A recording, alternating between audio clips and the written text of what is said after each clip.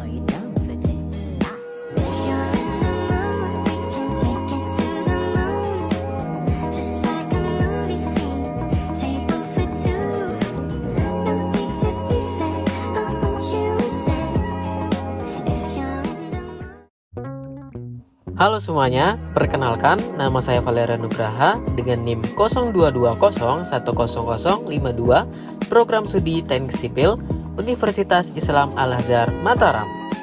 Kali ini kita akan membahas mengenai tugas pengendalian sedimen dan erosi ya. Yang pertama kita lakukan yaitu survei terkait lokasi terjadinya erosi. Kali ini kita mengambil lagi lokasi pada Jalan Pariwisata, Sandik, Kecamatan Batu Layar, Kabupaten Lombok Barat, Provinsi Nusa Tenggara Barat. Selanjutnya, kita akan mengilustrasikan terjadinya erosi pada jalan pariwisata.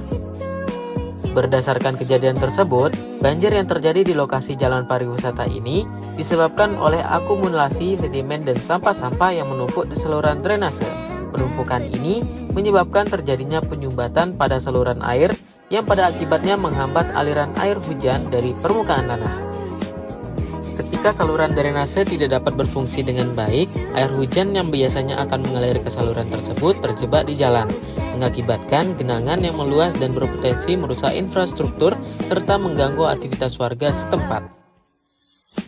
Selain itu, dampak dari tumpukan sampah dan sedimen ini dapat memperburuk kondisi drainase sehingga perlu adanya perawatan dan pembersihan rutin untuk mencegah terulangnya kejadian serupa di masa depan.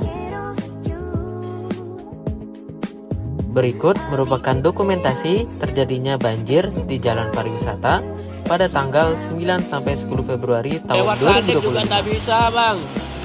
Lewat jalan Sandik juga nggak bisa, airnya terlalu tinggi nih. Mobil-mobil kendaraan pada balik ini yang melintas di jalur Sandik, mohon untuk tidak melewati jalur ini, Bang, karena genangan airnya sangat tinggi nih. Teman-teman pada balik ini kondisi kita sekarang posisinya di depan SKB Lombok Barat. Mobil pada balik karena airnya terlalu tinggi nih. Nah, dari kejadian tersebut, maka kita ketahui faktor penyebab terjadinya erosi. Yang pertama, diakibatkan curah hujan yang tinggi. Air hujan yang mengalir di permukaan tanah karena sistem resepan tidak mampu menampung. Kemudian, pada daerah yang tidak tertutup vegetasi atau yang memiliki kemiringan, aliran permukaan yang biasa kita sebut runoff menjadi sangat deras. Kemudian, yang kedua, adanya aliran air yang dapat mengikis permukaan tanah. Air banjir membawa partikel tanah yaitu pasir, lempung, kerikil, dan mulai mengikis lapisan atas tanah yang kita ketahui dengan sebutan topsoil. Kemudian proses ini disebut erosi permukaan. Tanah yang tidak dilindungi oleh akar tanaman akan lebih mudah terbawa arus. 3.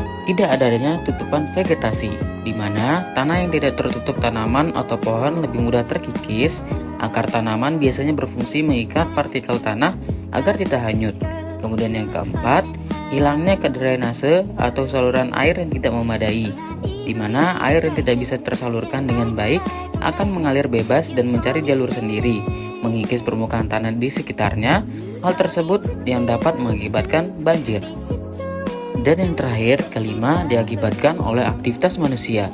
Pembangunan tanpa perencanaan drainase semuanya akan memperparah risiko erosi saat banjir. Dapat diketahui, jika di lokasi tersebut sedang dalam kondisi curah hujan tinggi dengan waktu yang sangat singkat maupun lama, maka secepatnya akan mengalami banjir. Tentunya sebagai berikut.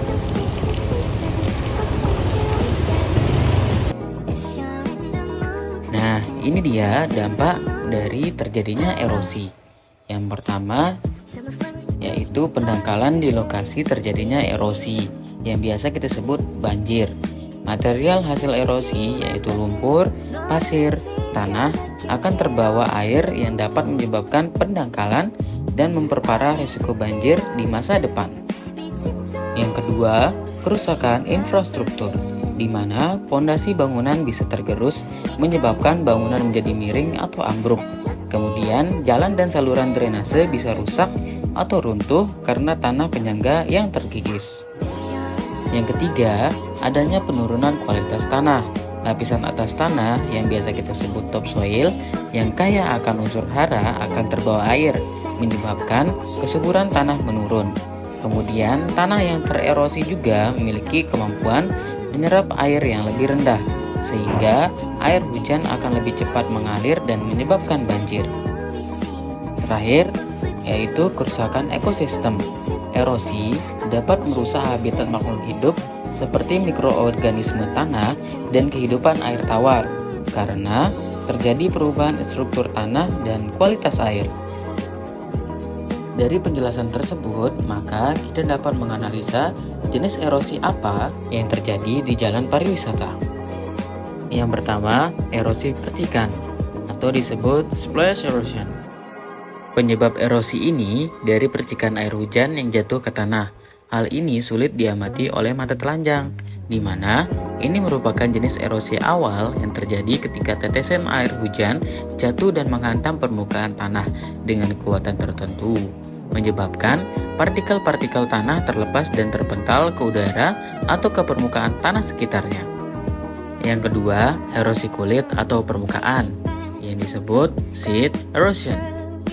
Erosi ini berlangsung pada lapisan tanah bagian atas. Jadi, tanah bagian atas akan ikut terbawa aliran air atau banjir, sehingga kesuburan tanah akan berkurang.